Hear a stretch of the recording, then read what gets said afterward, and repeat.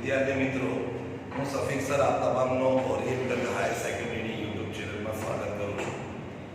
મિત્રો, આજે આપણે ધોરણ 12માં અકાઉન્ટન્સીમાં વાર્ષિક હિસાબમાં દાખલા નંબર 9 પાર્થિવ અને પ્રિયાવાળો દાખલો કરવાનો છે.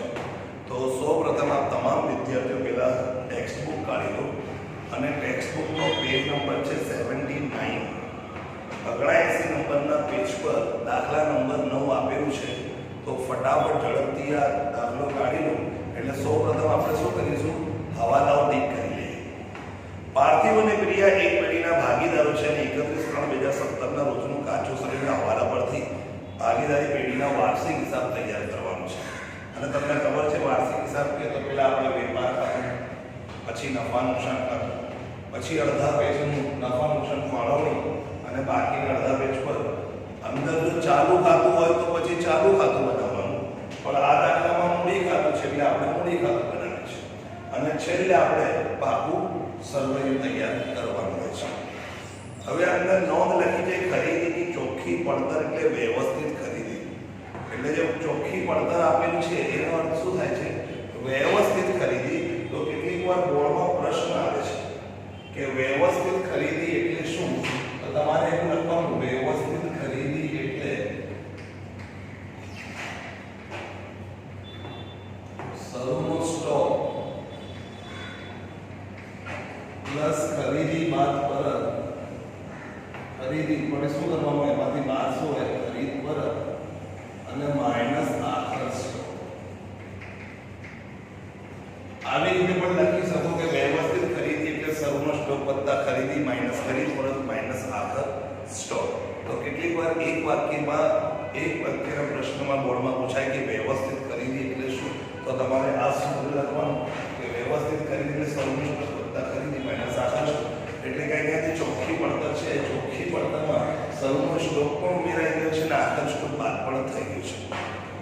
પહેલો હવાલો છે કે મૂડી પર 8% લેખે તો ઉપાડ પર 12% લેખે વ્યાજ ગણો. એટલે સૌપ્રથમ મૂડી પર ટીક કરી દો મિત્રો.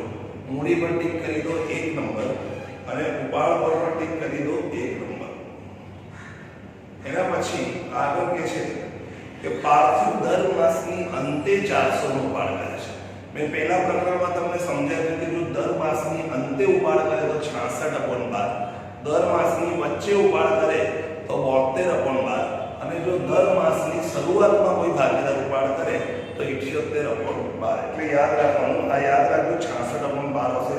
ત્યારે પ્રિયાની તારીખ આપી છે કે પ્રિયાએ 1/10/16 ના રોજ ઉપાડ કર્યો છે.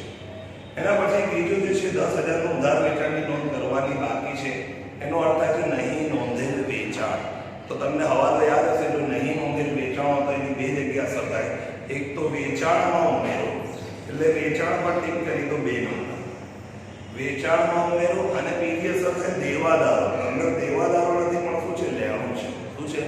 લેણું. એટલે આપણે લેણા પર ટીક કરી દેવાનું. લેણું એટલે ગ્રાહકો એટલે દેવાદારો. એના પછી જો માર્ચ 2017 નો વેચાણ નોંધનો સરવાળો ભૂલથી 2000 વધુ ગણ્યું છે, વધુ ગણ્યું. તમે 11માં ભૂલ સુધારણા અમલમાં આ અમલ શીખી ગયા.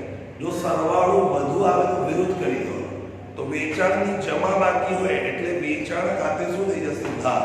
તો એની આમનોંધ એમ થાય છે વેચાણ ખાતે ઉધાર તે ઉપલબ્ધ ખાતે.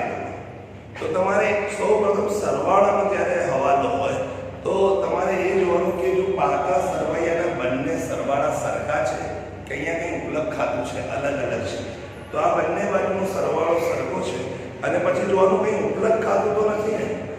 જો ઉપલબ્ધ ખાતું હોય તો એક અસર ઉપલબ્ધ ખાતા પર કરવાની. એટલે ઉપલબ્ધ ખાતું શું થઈ જશે? હટી જશે.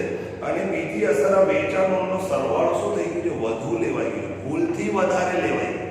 તો આપણે શું કરવા પડશે? ભૂલ સુધારવા માટે વેચાણમાંથી શું કરીશું? બાદ. એટલે આની ફક્ત એક જ અસર થશે કારણ કે આ કાચા સરવૈયામાં ઉપલબ્ધ ખાતું આપેલ નથી.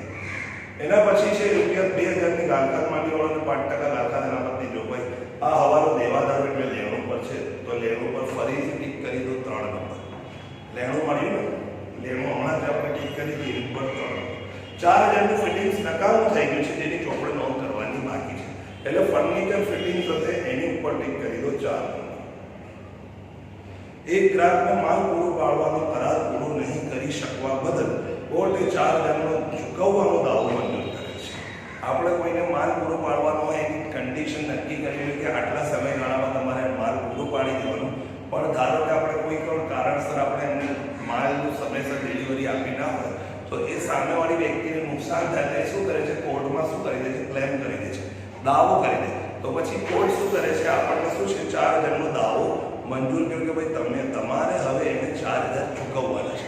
તો અહીંયા કંઈ પણ કાચેસરમાં એન્ટ્રી ના હોય એટલે ગોળ રાઉન્ડ કરી દો, એને છેલ્લે કરીશું.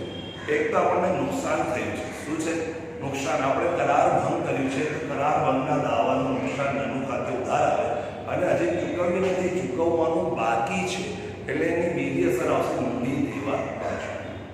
ચલો એના પછી છે છઠ્ઠું કે ચૂકવવાનું બાકી મજૂરીના 2000 અંડરલાઈન કરો, મજૂરી ખાતે નોંધ્યા છે.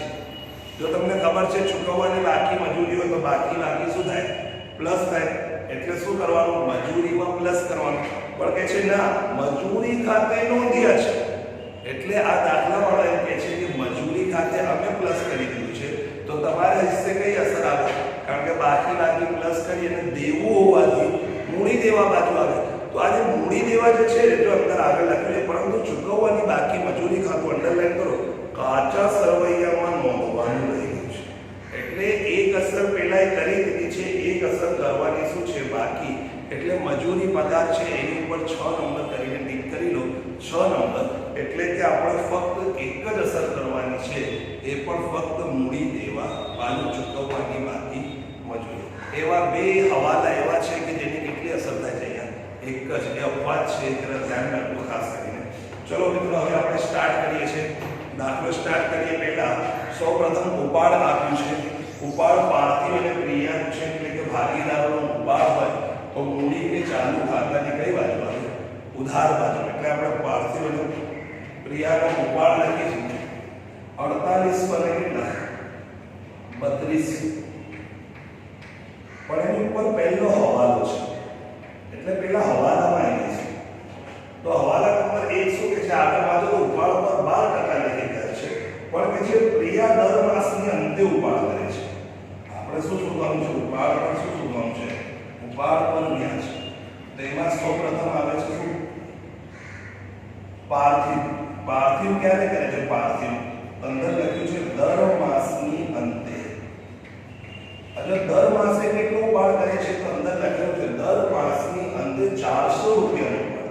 એટલે આપણે અહીંયા 400 લખવાના અને એને કેટલા ટકા કેટલા છે 12%. સોરી હા 12%.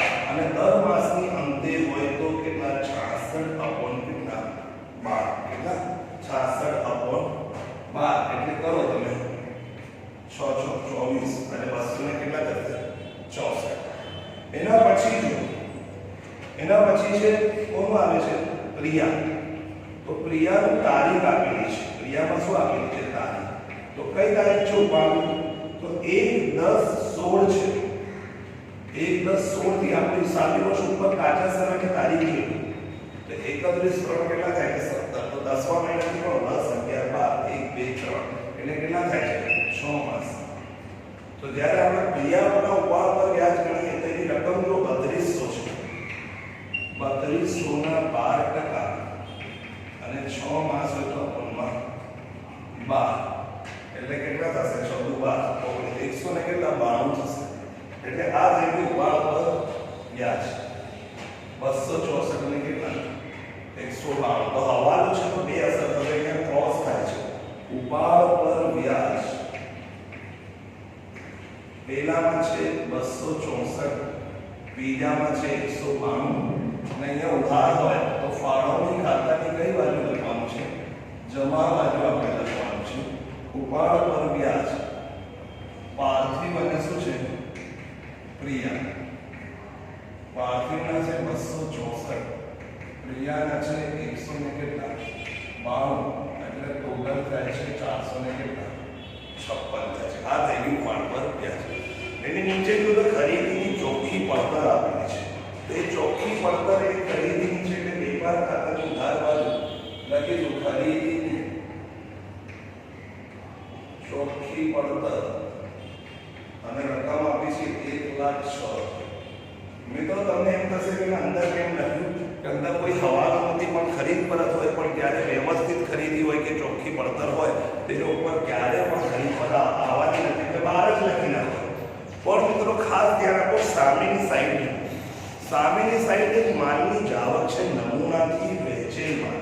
જો ગમે તે રીતે ધંધામાંથી પેઢીમાંથી ગમે તે રીતે માલની જાવક હોય તો ખરીદીમાંથી વાત થાય, એટલે આ કાચા સરવૈયાની વિગત છે. તો આમાંથી વાત કરવાની કે નમૂનાથી ગયેલ માલ કેટલા રૂપિયા છે? 2000. એટલા માટે આ ખરીદીના અંદર મૂકી છે. અને કાચા સરવૈયાની ફક્ત કેટલી અસર થાય? એક જ અસર થાય. જ્યારે પણ કાચા સરવૈયામાં માલની ગમે તે રીતે જાવક હોય તો હંમેશા ખરીદીમાંથી શું કરવાની વાત. અને કોઈ વિદ્યાર્થી બોલી ગયો કે આ ખરીદીને બહાર મૂકી દીધી, તો પછી તમારે અહીંયા બાદ ના કરવી તો અહીંયા જમા બાજુ લખી શકાય. વેપાર ખાતાની કઈ બાજુ લખી શકાય? જમા. એના પછી છે લેણું. લેણા પર છે ગ્રાહકો, દેવાદાર. લેણું એટલે કે દેવાદાર. તો દાખલામાં આપેલા છે 48,000, પણ એની ઉપર હવાલો છે. 48,000 છે, એની ઉપર હવાલો, સોરી એની ઉપર પેલા માલ સ્ટોક રહી ગયો. માલ સ્ટોક જે છે એ 31/3/17 નો છે. આનો અર્થ કે આખર માલ સ્ટોક કહેવાય. અને જ્યારે કાચા સરવૈયામાં જો આખર માલ સ્ટોક હોય તો તેની ફક્ત એક જ અસર થાય. પાકા સરવૈયામાં મિલકત લેણા બાજુ આપણે કહીએ છીએ શું લખીએ? આખર માલ સ્ટોક. અને કેટલા રૂપિયા છે? 28,000. કેટલા છે? 28,000. પણ જો આખર માલ સ્ટોક હવાલામાં હોય તો બે અસર. વેપાર ખાતે જમા થાય ને મિલકત લેણા બાદ. હવે દેવાદારનો હવાલો છે, પણ દેવાદારનો બીજો હવાલો છે. તો બીજો હવાલો વાંચો તો 10,000 ના ઉધાર વેચાણની નોંધ કરવાની બાકી છે. તો તમને તરત જ માઇન્ડમાં ક્લિક થઈ જવું જોઈએ કે નહીં નોંધેલ વેચાણ હોય તો વેચાણમાં ઉમેરો અને દેવાદારોમાં ઉમેરો. એટલે પેલા વેચાણ હોવું જોઈએ. તો આપણે શોધો પેલા જો જમા બાજુ વેચાણ લખેલું છે. જો સામે સાઈડ વેચાણ છે 2 લાખ. કેટલા રૂપિયા છે? 2 લાખ રૂપિયા વેચાણ છે. હવે આપણે બીજો હવાલો કરીએ. શું લખ્યું છે? 10,000 ના ઉધાર વેચાણની નોંધ કરવાની બાકી છે. એને કહેવાય નહીં નોંધેલ વેચાણ. શું કહેવાય? નહીં નોંધેલ વેચાણ. તો વેચાણમાં શું કરી દેવાનું? પ્લસ. એટલે આપણે એમાં 10,000 શું કરી દેવાના? પ્લસ. વેચાણમાં પ્લસ કે તરત જ શું કરવાનું? દેવાદારોમાં પ્લસ. નહીં નોંધેલ વેચાણ. આમાં 10,000 શું કરી દેવાનું? પ્લસ. એટલે કેટલા થઈ ગયા? 58,000. એના પછી બીજા નંબરના હવાલાના 2017 ની વેચાણ નોંધનો સરવાળો ભૂલથી 2000 વધુ પડ્યું છે. જો આ ઉપલબ્ધ ખાતામાં સરવાળો એટલે કે બીજી અસર ઉપલબ્ધ ખાતા પર પડે, પણ અહીંયા દાખલામાં કંઈ પણ ઉપલબ્ધ ખાતું આપ્યું નથી અને કાચા સરનો સરવાળો પણ સરખો છે. એટલે અત્યારે અહીંયા આ દાખલામાં ફક્ત એક જ અસર થશે. સરવાળો વધુ હોય, ભૂલથી વધુ લેવાનો હોય તો માઈનસ કરી દેવાનો. સરવાળો કેવો ગણે? વધુ ગણે. આની ફક્ત એક જ અસર થશે. કેટલા રૂપિયા સરવાળો વધુ ગણે છે? તો 2000 સરવાળો વધુ ગણે એટલે ફક્ત 2000 ની કેટલી અસર થશે? એક જ અસર થશે. ખાસ ધ્યાન રાખજો સરવાળાની ભૂલ હોય તો. એના પછી હવે દેવાદારો પર ત્રીજો હવાલો છે કે ગાલખાત તરીકે માંડી વાળો 2000 કેટલા તરીકે ગાલખાત તરીકે માંડી. એટલે આપણે હવે ગાલખાત વાત કરવાની હવાલો. કેટલા રૂપિયા છે? 2000. તો 58 માંથી 2 બાદ કરી તો કેટલા થશે? 56. અને હવે જો દાખલામાં આગળ વધ્યું છે 5% ગાલખાત અનામત. એટલે 5% ગાલખાત અનામત છે તો કોના 5% કરવાના? આ 56,000 ના 5% કરો એટલે કેટલા હશે? 28. કેટલા આવી જશે? 2800. કેલ્ક્યુલેટરથી કરતા રહેજો મિત્રો. પહેલા આપણે શું કર્યું? આ 10,000 નહીં નોંધેલ વેચાણ પ્લસ કર્યું. તો 48 + 10 એટલે 58. પછી હવાલામાં કે છે 2000 ગાલખાત માંડી વાળો તો 58 માંથી 2 બાદ કરી દેવાના. એટલે કેટલા થઈ ગયા? 56. હવે 56 ના 5% એટલે કેટલા થશે? 2800. અને બાદ બાકી કરો તો 53,000 ને કેટલા થશે? પ્લસ. આ દેવાદાર અહીંયા પૂરું થઈ. એના પછી જે છે મજૂરી પગાર. હમણાં આપણે સમજાવ્યું છે મજૂરી અને પગાર. તો જો પહેલા મજૂરી લખ્યું હતું વેપાર ખાતે આવે તો મજૂરી પગારના કેટલા રૂપિયા છે? 10,000. જો મિત્રો હવા કેમ આવું? તો હવાલો વાંચો. હવાલામાં લખ્યું છે ચૂકવવાની બાકી મજૂરીના 2000 અંડરલાઈન કરો. મજૂરી ખાતે નોંધ્યા છે એટલે આનો અર્થ કે આ 10000 પર ચૂકવવાની બાકી મજૂરીના 2000 નોંધાઈ ગયા છે એટલે પ્લસ થઈ ગયા છે. એટલે હવે આપણે પ્લસ કરવાના નથી. અને ચૂકવવાની બાકીની બે અસર થાય છે. એક તો અહીંયા પ્લસ કરો અને દેવું હોવાનું મૂડી દેવા. તો આ કહે છે કે કાચા સરવૈયામાં અહીંયા લખવાનું રહી ગયું અમારાથી ચૂકવવાની બાકી મજૂરી. એટલે બે અસર થાય છે. એમાંથી એક અસર એને કરી દીધી છે. તો આપણા ભાગે ફક્ત એક જ અસર આવે છે. એટલે ચાલુ દેવામાં લખવાનું ચૂકવવાની બાકી શું મજૂરી. એટલે ફક્ત આની પર કેટલી અસર થાય છે? બે અસર. એક જ અસર થઈ છે. બે એવા હવાલા કે જેની કેટલી થાય છે? એક જ અસર. એક મજૂરીનો છે કે ચૂકવવાની બાકી મજૂરી છે એ એક જ અસર થઈ. અને એક સરવાળાનો હતો કે ભાઈ વેચાણનો સરવાળો વધુ કરે છે એની પણ કેટલી અસર થઈ? એક જ અસર. ચલો એના પછી વેપાર ખર્ચા. તો વેપાર ખર્ચા એટલે ધંધાના ખર્ચા. બધા વિદ્યાર્થીઓ શું કરે? વેપાર ખાતામાં લખે પણ ખોટું છે. વેપાર ખર્ચા તો વેપાર એટલે ધંધાના ખર્ચા કહેવાય. એટલે નફા નુકસાન ખાતામાં આવે. ઓફિસના ખર્ચા, ધંધાના ખર્ચા. એટલે નફા નુકસાનમાં ઉધાર બાજુ નથી. એના પછી છે મકાન. મકાન શું છે? મિલકત. તો મિલકત પહેલા બાજુ બિન ચાલુ મિલકતોમાં લખવાનું મકાન. અને કોઈ હવાલો નથી એટલે ડાયરેક્ટ આપણે શું લખીએ છીએ? બહાર. એના પછી છે ફર્નિચર ફિટિંગ. તો ફર્નિચર પર એક હવાલો છે ફિટિંગ્સ પર. ફર્નિચર ફિટિંગ 10000 છે. તો પણ આપણી પાસે જે ફિટિંગ હોય છે જે પણ આપણે જે છે ફર્નિચર બનાવી છે એની હેન્ડલ છે, એની રોપર છે, એ સંકલ જે આપણે સાકળ લગાવી છે એ બધું શું કહેવાય છે? આપણે ફિટિંગ્સ છે. તો એ અમુક વર્ષો પછી શું થઈ જાય છે? ખરાબ થઈ જાય છે. તો આ હવાલો એવું છે કે 4000ના ફિટિંગ શું થઈ ગયા? નકામા થઈ ગયા. એટલે ફર્નિચરમાં જે ફિટિંગ્સ હોય છે એ નકામું થયું જેની ચોપડે નોંધ કરવાની બાકી છે. તો આટલી ફર્નિચરની વેલ્યુ ઘટી જશે. શું લખવાનું? નકામું થાય. ફિટિંગ્સ નકામું. કેટલા રૂપિયાના? 4000. તો હવે ફર્નિચરની વેલ્યુ કેટલી થઈ ગઈ? 6000. અને આ ફિટિંગ છે નકામું થયું તો આપણને નુકસાન થયું છે. એટલે નફા નુકસાન ખાતામાં ઉધાર બનેલા થશે ફિટિંગ્સનું નુકસાન. ફિટિંગ્સનું નુકસાન કેટલા રૂપિયા થયું છે? આપણને 4000. એટલે નફા નુકસાન ખાતાની કઈ બાજુ લખાશે? ઉધાર બાજુ. એના પછી છે ફર્નિચર ઓફિસ સાધનો. ફર્નિચર પછી છે ઓફિસ સાધનો. સાધનો એ મિલકત છે. ઓફિસના સાધનો એટલે મિલકત લેણા બાજુ લખાશે 4000. એના પછી છે પેકિંગ સામગ્રીનો સ્ટોક છે. એક છે પેકિંગ સામગ્રી તો નફા નુકસાન ખાતા. પણ પેકિંગ સામગ્રીનો સ્ટોક કે સ્ટોક તો મિલકત લેણા બાજુ. પેકિંગ સામગ્રીનો સ્ટોક મિલકત લેણા બાજુ લખાશે. કેટલા રૂપિયા? 4000. એના પછી છે રોકડ સિલક. એ ચાલુ મિલકત છે. એ પણ મિલકત લેણા બાજુ ચાલુ મિલકતોમાં લખાશે. કેટલા? 2000. અને વિદ્યાર્થી મિત્રો ઉધાર બાકી જે છે એ પતી ગઈ છે. હવે સામે આવી જાઓ. સામે જમા બાકી છે. એમાં સૌપ્રથમ મૂડી લખી છે એટલે આપણે મૂડી લખી નાખીશું 24000 છે. એટલે પહેલાની છે 24000, બીજાની છે 16000. તો જ્યારે મૂડી લખીએ તો શું લખવાનું? બાકી આગળ લાગે. પણ આની ઉપર પહેલો જ હવાલો છે. પહેલા હવાલામાં કહે છે કે મૂડી પર 8% કરો એટલે 1920. અને 16000ના 8% કરો તો 1200 ને કેટલા? 80 થાય છે. 8% તમારે કેલ્ક્યુલેટર વડે કરી નાખવાના. 24000ના 1920 અને 16000ના 1280. તો અહીંયા જમા હોય એટલે હવાલો છે કે બે અસર થશે. તો ફાળવણી ખાતાની કઈ બાજુ થાય? ઉધાર બાજુ.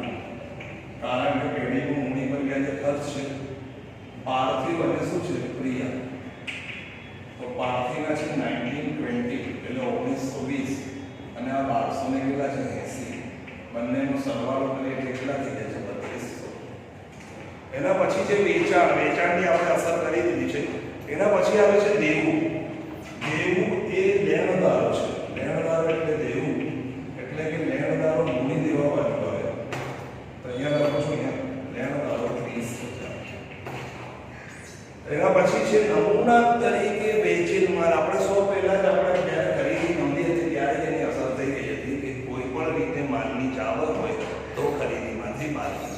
પછી જે છેલ્લું છે બેંક ઓવરડ્રાફ્ટ, એ પણ દેવું છે એટલે ચાલુ દેવામાં આવે બેંક ઓવરડ્રાફ્ટ એટલે કેટલા રૂપિયા છે? 14,000. હવે મિત્રો હવાલાઓ ચેક કરવાના કે કોઈ હવાલો બાકી તો નથી, તો 5 નંબરનો હવાલો બાકી છે. એક ગ્રાહકને માલ પૂરો પાડવાનો કરાર પૂરો નહીં કરી શકવા બદલ કોર્ટે આપણને શું છે? દંડ કર્યો છે. એટલે આપણે શું છે? કરાર ભંગના દાવાનું શું કર્યું છે? નુકસાન કર્યું છે. એટલે એક અસર આવશે નફા નુકસાન ખાતે. કરાર ભંગના દાવાનું નુકસાન તો કેટલા રૂપિયા નુકસાન થયું છે? તો 4,000 રૂપિયા. અને આ દાવો હજી આપણે ચૂકવ્યું નથી, ચૂકવવાનું શું છે? બાકી. ચૂકવવાનું બાકી. કરાર ભંગનો શું છે? દાવો. કેટલા રૂપિયા? 4. મિત્રો અહીંયા આ દાખલો પૂરો થાય છે અને તમારા ભાગે આવે છે સરવાળો. તમારે સરવાળા કરતા જ રહેવાનું છે. અને હવે હું તમને હોમવર્કમાં આપું છું. તો હોમવર્કમાં તમારે સ્વાધ્યાયનો દાખલા નંબર છે 8. એક છે દાખલા નંબર 8 કરવાનું છે અને બીજો એક દાખલો છે 10 નંબરનો દાખલો. જેમાં 10 નંબરના દાખલામાં વેપાર નફા નુકસાન બંને ખાતા બનાવવાના નથી. તો પછી કયા ખાતા બનાવવાના? ફાળો, ચાલુ અને બાકી સ્ત્રોત. તો 10મો દાખલો તમારે કરવાનો છે. અને એક આપણે યુનિટ ટેસ્ટમાં પૂછાય તો તમને વધારે ફાવતો જ હશે, કારણ કે તમે યુનિટ ટેસ્ટ આપી હતી તો એમાં તમે ગણેલો જ છે. એટલે 14 નંબર 8, 10 અને 14 નંબરના દાખલા તમારે જાતે ઘરે બેસીને કરવાના છે. અને ઉદાહરણ પણ છે અમુક. એક છે પહેલું ઉદાહરણ અને એક ત્રીજું ઉદાહરણ છે. તો ઉદાહરણ 1 અને 3 તમારે ઘરેથી કરવાનું છે. હવે આપણે નેક્સ્ટ વિડીયોમાં મળીશું. ત્યાં સુધી